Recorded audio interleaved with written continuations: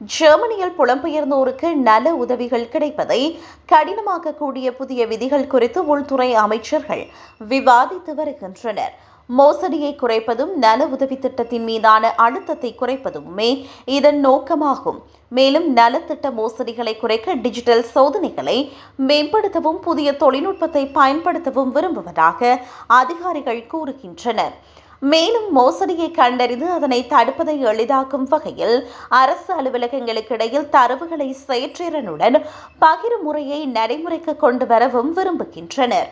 இவ்வாறு இருக்க ஜெர்மனிக்கு வந்த குறுகிய காலத்திற்குள் நலத்திட்ட உதவிகளுக்கு விண்ணப்பிக்கும் சில ஐரோப்பிய ஒன்றிய குடிமக்களுக்கான குடிமக்கள் வருமானத்தை கட்டுப்படுத்துவது குறித்து விவாதிக்கப்பட்டு வருகிறது. இந்த அமைப்பை தவறாக பயன்படுத்துவதை தடுப்பதே இதன் நோக்கம் என அமைச்சர்கள் கூறுகின்றனர்.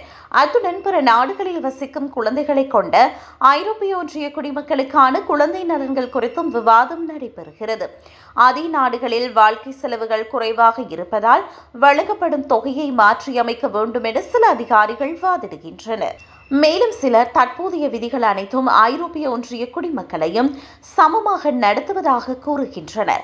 இந்த முன்மொழிவுகள் இன்னும் விவாதிக்கப்பட்டு வரும் நிலையில் இறுதி முடிவுகள் எதுவும் எடுக்கப்படவில்லை என்று தெரிவிக்கப்படுகிறது. ஜெர்மனியில் நடைபெறும் உள்துறை அமைச்சர்களின் விரிவான கூட்டத்தின் ஒரு பகுதியாக இந்த விடயம் உள்ளது.